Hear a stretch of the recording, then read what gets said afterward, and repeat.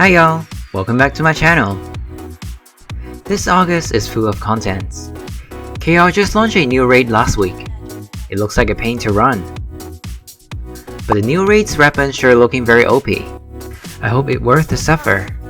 But I don't think I will be able to complete it anytime soon, since my gear is not good enough. And also 64-bit never arrived to NA. I saw KR players crashes during the new raids with 64-bit. Good luck to our 32-bit spellist.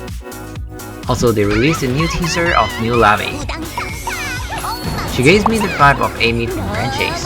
Seems like a diva class like Victoria in 17.4. Okay, so let's head back to our character class review of the new Rena and Luciel. Before we start, don't forget to subscribe to my channel for the latest news, updates, memes, and events on my community tab. Also check out my Instagram and Discord for different engagement or simply just seek for help of the game. Shout out to my Discord member who helps building the amazing environment there. Let's quickly catch up some changes and adjustment on the first 3 paths of Luciel. Kata got a lot of nice buffs since my last review.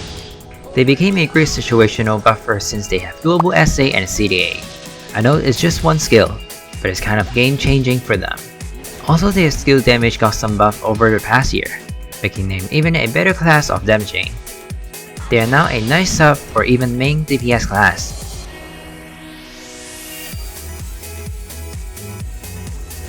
For Innocent, they now can buff party for some extra magical damage, which is nice for magical parties. But in exchange, their party speed buff decreased a bit. I guess it's a fair trade-off. They also got some love earlier this year. The adjustment on them is basically a mini bulwark. Most of their damaging skills got casting speed buff, makes them even smoother on skill casting. Also, they got nice skills percentage buff. Don't forget they did nice for the buffer as well. I'm surprised they have such low player base since they are pretty strong. I guess Luciel mains are just more low-key. Okay, so let's take a look of the latest path of Luciel, Demersio. So in their lore, Lu slowly losing her emotion because of the second contract she made to save Ciel. He felt guilty about it and tried to make the sacrifice Lu made worth it. Ciel tried harder and harder to conquer like a demon king, and Lu finally starting to feel a tiny spark from Ciel's hard works. I did say this is a nice love story. Although this class has such a cool backstory, they are actually a support class in-game. Ironic, eh? Gameplay-wise, they did pretty nice on clearing. All of the Tenant and Strange skills can be cast really fast, and they have curved clearing skills and decent range. Bossing-wise, they are kind of like IN, great at large bosses but not the smaller ones, and their bravery casting is kind of slow and laggy. Makes them nice as a support but not for a damage dealer. The biggest features of this class is their combination system. Unlike the other 3 paths of Luciel, DM can cast their bravery skills even their combination gauge is not full. That may cost slightly more mana to play with if compared to the other Luciel. If you have the right rotation of their healing skills, mana shouldn't be a big problem. And now the more combination point you have, the effect on the bravery skills will get stronger. This makes them very strong when providing party buffs, and their passive can help to keep the gauge full 24/7. The key is just to keep your passive max stacks by using switching skills. Very easy, and right now they are the only healer in game that doesn't affect by CP. I know Ciel can heal a bit, but it's not really a decent healer. Also, he is getting nerfed in the next patch. And their healing skills can actually cleanse debuff and block howl, which is really obvious that KOG wants to make a substitution for Ciel.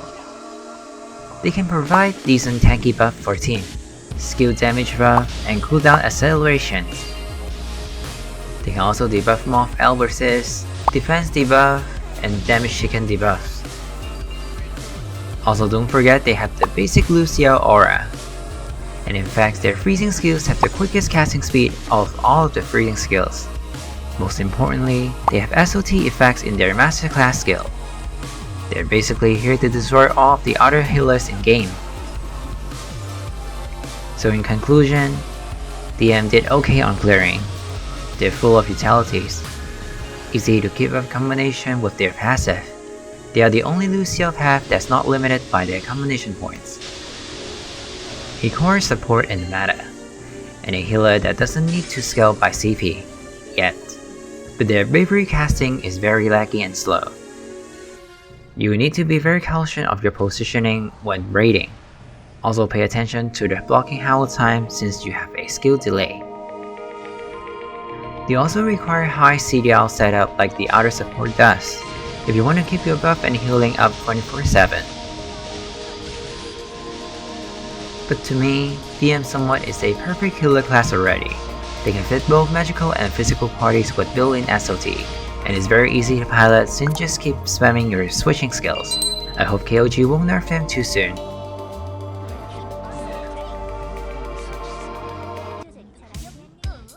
So now, shall we head to our elf archer, Rena?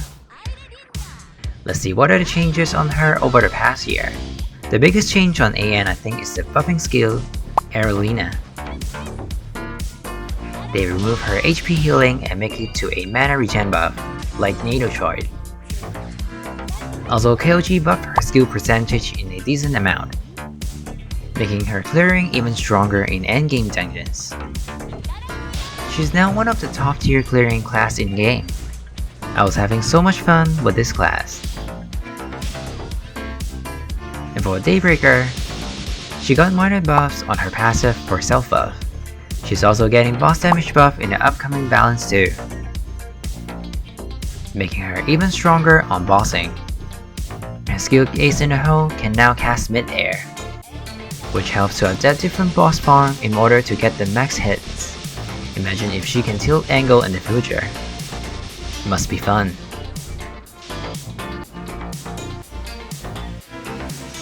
Twilight pretty much still remains the same. A decent damage dealer for all size mobs. Well, she didn't get much attention from developers. I guess no changes is somewhat a good thing.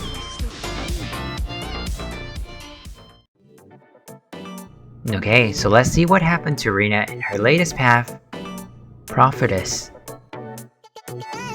Rena discovered a new power that's hidden in the ancient elf language. She can now communicate with the spirit in the nature, and realizing the spirit has been hiding away from mankind for many years. She wants to be the mediator between both worlds, and when she slowly mastered the ancient language, she realized that she can seek through the past and future. Time is not linear to her anymore. Wait a minute, how come this plot is like the movie Arrival? I see what you're doing there, KOG. Although she sounds very strong in lore, this is actually just a bard class in game. Her clearing is actually fairly decent. She got homing skills, long and big range clearing skill, quick casting linear skills. Makes her quite decent for most dungeons. Bossing wise, she's very good on large bosses, since her skills have large hitbox. But in other words, she's quite weak on small bosses. Mana wise, she's not bad. She has built-in mana cost reduced passive, and will get better if you have good RNG. You may wonder why you need RNG for dungeon gameplay? Here's why. Her V button is actually based on RNG. It's not 50-50 odds like Notilde, but it's 110 odds to get your ideal buff.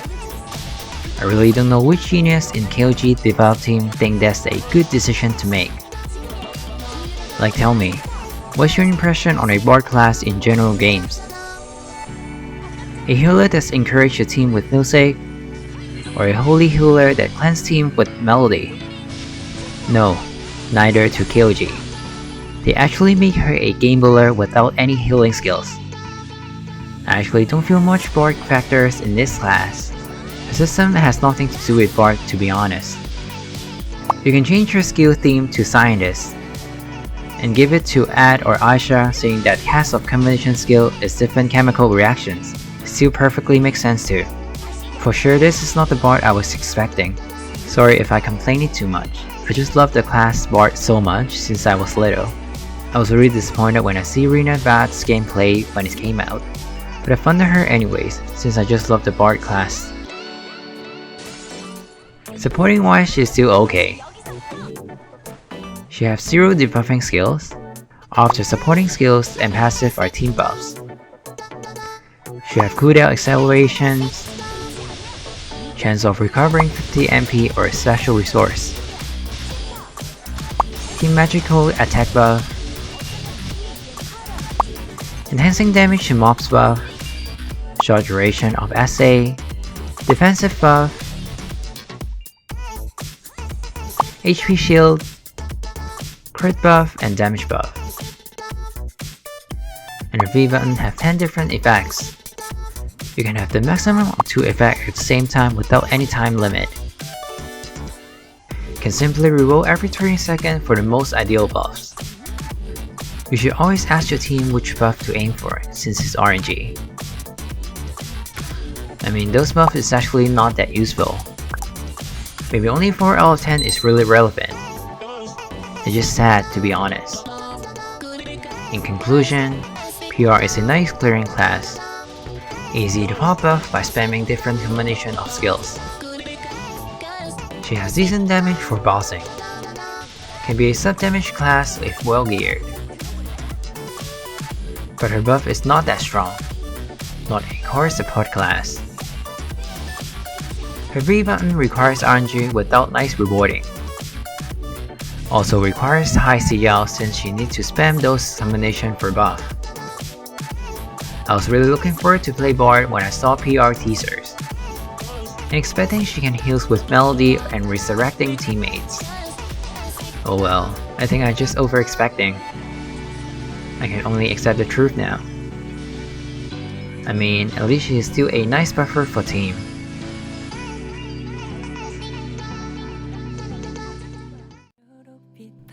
So, what do you think of the latest support class that we got on the recent patches? Is it really time for KOG to release a new DPS class? Let me know your thought in the comment sections. Share and like if you enjoyed my video. I'll catch you guys on the next one.